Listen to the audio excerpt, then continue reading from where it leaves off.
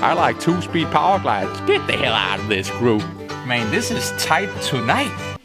You idiot. I'm driving 300 miles to pick up a transmission. Way better. Nitrous bracket. Neat. Howdy, compadres. As you can see, the roadrunner is ready for a little bit of wheel action.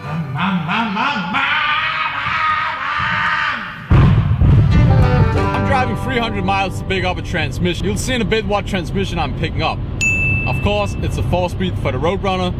Found a real good deal on a whole complete unit, and you don't come by this stuff in Europe, okay? So when you see it and you need it, you jump on it, no matter the cost or the time or how much you gotta travel. Let's hit down on the road and get a transmission.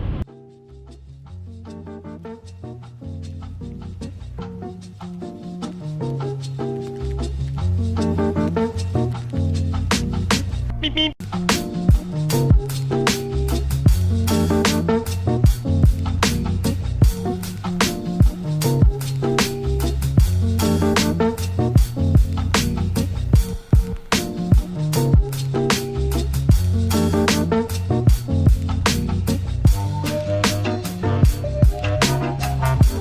So it's the next day. I used all like 8 or 9 hours yesterday picking this thing up, and we got it back to the shop. I don't know the condition of this. It's a blank. No clue. The only thing I know is like everything turns around. It goes into every... Oh, there you go. That's great. Oh! But it does go into all gears pretty easily and turn around in all gears. Also going into every gear while turning this. So that seems like a good thing. And it's just a 73 E-body transmissions. Not anything cool like Hemi transmission or anything like this, but that's an original E-body slip-in style shifter with the original Mopar small lettered Hurst grip and stuff like that. I don't really care about that, but you know, he had to put the price up there because there were apparently a lot of other people that wanted this, especially Swedish guys, because they love the Mopars and 4-speed. So what I'm gonna do now is I'm gonna try to take this cover off, and I'm gonna remember where these 3 bolts right here go, because they have a shank on the bolt that locates the whole shifting mechanism and stuff. I'm not sure if this is the old style ball detent shifter mechanism or if it's the newer one. Probably the newer one, I would assume, when it's a 73 transmission with a like lever style thing. There's apparently 2 different ones. One is presumably better than the other. I don't know. It's a debate on the forums, you know. People are like, this is better, that's better. Oh, this is better. I like 2-speed power glides. Get the hell out of this group. You don't belong here. So I'm just gonna pop the rods off here, which are already done for me. So that's kind of neat. Oh, there's a clip in that one. Okay. Probably these guys were bang shifting it. You look right here. Snapped it actually. So they had to weld it back together. That's kind of impressive. Also got a brand new shift booth or fork booth here from Mopar. Great. Let me tell you, was this a hassle to get this transmission out of the Corolla and in here. This thing is heavy, okay? M20s and stuff, Monster 4-speed, whatnot. You know, you can like deadlift that thing and, you know, move it around. This thing, I don't think I can even get this thing off the ground. I mean, this is easily 70 or 80 pounds or something, and it's like an awkward shape, you know, and all that. So I had to use the old engine hoist to get it out, but it worked. So the drain plug is all the way in here, down in there. So I'm just gonna have to scoot that over the... Let's see if I can get it out to the edge here. Man, this is tight tonight. So what I'm really interested about is just seeing how much like metal there's in this fluid. Or whatever is in this fluid. I mean, the trans is tilted back a little bit, so maybe that's the issue. But it doesn't smell burned or anything, so that's a good start. Hello, fluid. Oh, there it is. Man, that's some thick honey right there. Comment and laugh all you want if this thing falls down right now and break the input shaft. I would too. I mean, who knows if this is the fluid it's been running on. There's definitely not a lot of fluid in the trans, but it's pretty thick. It's barely running out of there. Definitely want to look into the internals before just throwing in the car and like bang shifting the thing and then be like, oh, I don't know why it broke. Maybe because it was missing 5 teeth? You idiot! This play right here, that's all of it. It shouldn't have that play. I don't know what, I have a feeling that these shift linkages are the wrong ones. Also, look at the slop here. This way. I don't know if that's supposed to be there, but let's try to remove this cover and see what's going on inside the old A833 4-speed transmission. I tell you what, pistol grip.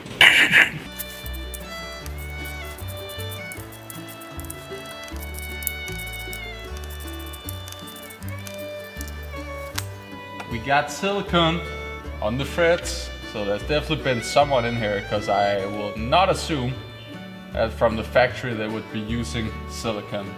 And there's that bowl with the shank. Remember where that goes. And there's a bunch of silicone on this one. So let's see if we can pop this. Oh, there you go. Remove somehow. I would actually say the transmission looks really solid. There's a little bit of wear on the, not the synchros, pretty much like the areas down here where the collar, shift collar here, whatever, slides on. There's a little bit of wear, not too much though, or anything critical. And then we have a little bit of surface rust on some of the teeth here. It looks way worse in camera than it is. I can wipe it off with a finger. It's pretty much just like stained oil, I think. Yeah, it looks pretty good. Even got still like factory markings and all that stuff over here. So I would assume and think and guess it's still factory stuff in here. So I would really think there's not a lot of like kilometers in this thing or miles on it. Because if you look in here, it is in really nice condition. You can see the synchros have started to get a little bit round from their perfect machine like new finish. But if you ever taken any manual transmission apart, I would say in like the first 10,000 miles or whatever, synchros and stuff like that will already look used. It happens pretty quickly, and it's actually part of the manual transmission that stuff have to wear into each other and work with each other and stuff. If you ask me, everything that I've taken apart in my life so far, maybe that's 5 or 7 transmission in total. Haven't taken that many apart, but the ones I have taken apart, there's nothing where I'm like, holy crap, that gear's just gone. It's out of here. Okay, let me tell you, that shifting plate, it is not as easy as it looks to get back on, but it's back on. Loosely mounted or whatever, so I know where the bolts went. And now I also practiced 2 times how to take it on and off, so we know how that works. Actually, really easy to change these shafts with the square bit there in the end. So probably gonna get new of those. Then I'm gonna get new of those arms right here, and then some new rods. And I think that's gonna be it. I don't think we're gonna touch the original Hurst shifter right now, because honestly, further down the line, I probably want to just take the shift off and maybe sell it or something else, because apparently it's worth money. And because of this little number that's right here. But I'm probably just gonna get a Hurst competition shifter instead.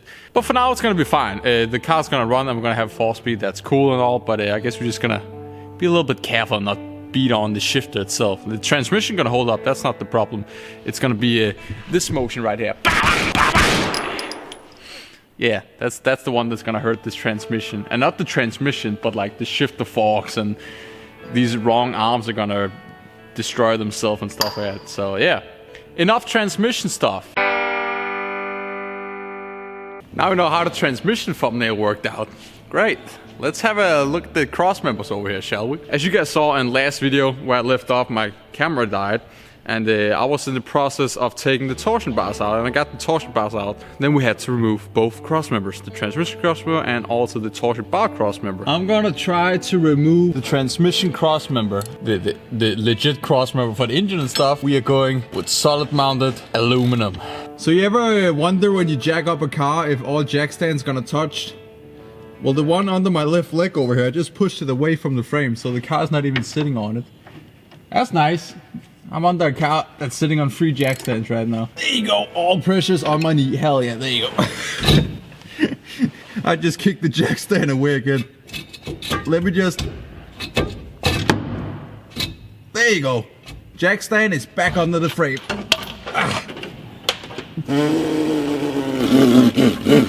Oh, hell yeah. California dirt, baby. So next step under here is the transmission cross member itself.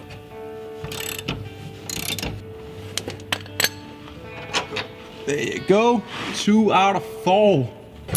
We're live on farm, gun way back in much an old country brother man. Hey, birds of rise. Okay, so they have apparently made like 2 tack welds that hold it in place. Dang it. Angle grinder it is.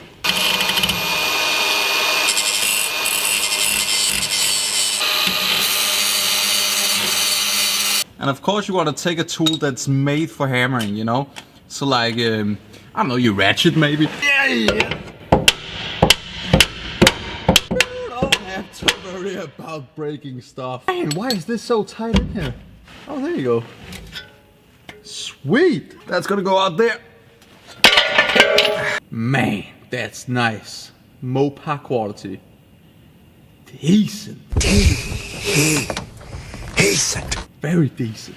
So there you go, guys. Finally got all the holes sealed up. Now some of the holes over here I'm actually gonna let be, because when we install the hydraulic master cylinder or whatever, I read on at least the 8 bodies you have to cut out some inner fender stuff over here and do some stuff. So I'm gonna wait with like finishing this part over here with the brake cylinder and all that stuff, and where does the wiring harness go and stuff. So it turned out pretty good. Now we're just gonna figure out where we're gonna put our heater core through, the hose or connections or whatever for the heater core element itself. So I'm not sure if I showed last video, but the whole cowl section on the outside here, on the outside of the car, I cleaned it up, rust inhibitor, metal primer, and then epoxy black paint. And it turned out something like this right here, and that's pretty good. It's pretty nice. Also down here underneath into the rock and stuff area, so underneath of the frame, everything nice sealed and protected. So we of course gonna do the same thing over here. So let's get to it.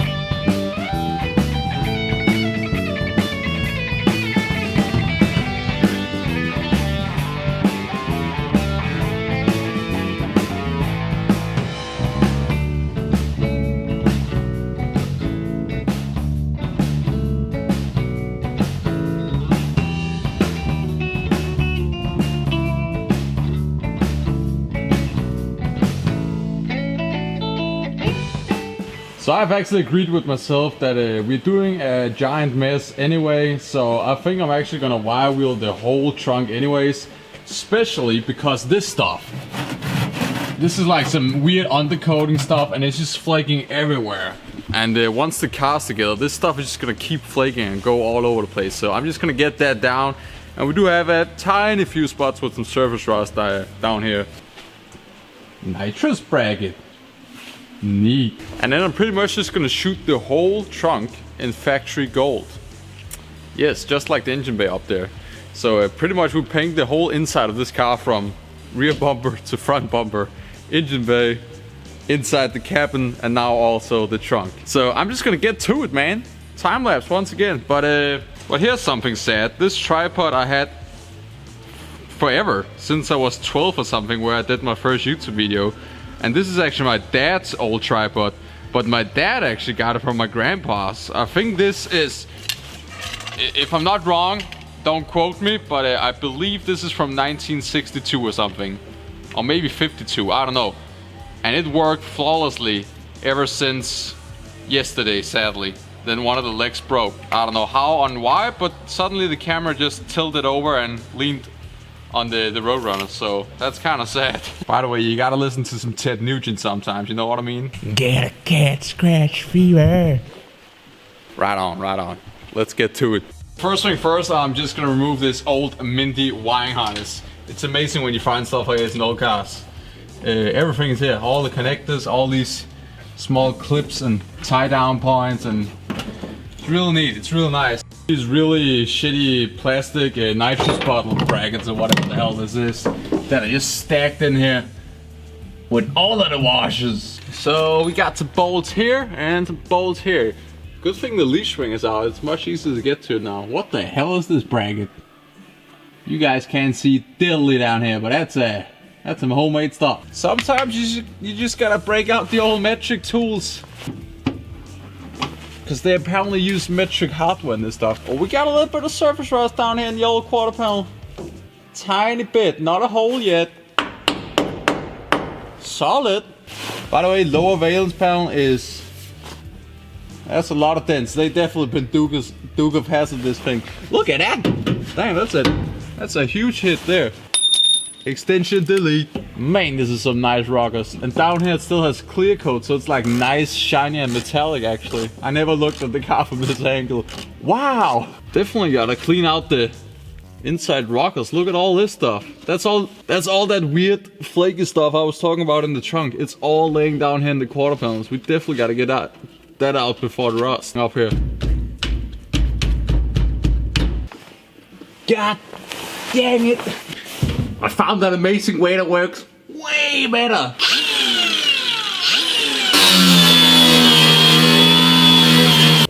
Why so many washes? Look at this. Engineering. Engine here, engine there. Yeah. Engineer. There you go, be gone. Holy shit. Did you all just notice that? I can literally get the car to wheelie right now on jack stands. So look at this, I can probably deadlift the roadrunner right now.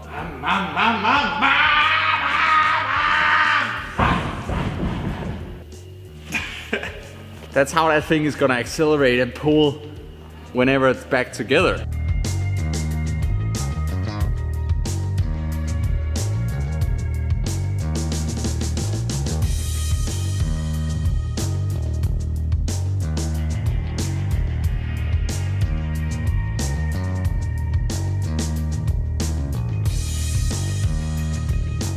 Got a transmission picked up for the Roadrunner, we got the cross members out and everything ready for sandblasting stuff, and we got some more progress done. I didn't really film a whole lot of the firewall work because it's kind of just easier to like put your helmet, welding a helmet on, start grinding and get some progress done instead of every 5 minutes picking up the camera and showing, oh look, I welded another hole shot. A little shorter video than I wanted to this week. Hopefully you guys still enjoyed it, and pretty much now we're gonna paint the whole car from the inside. The trunk area, underneath like the trunk and radio speaker package tray area, the whole floor and up to the firewall and up to the windshield, and then of course the whole engine base painted too.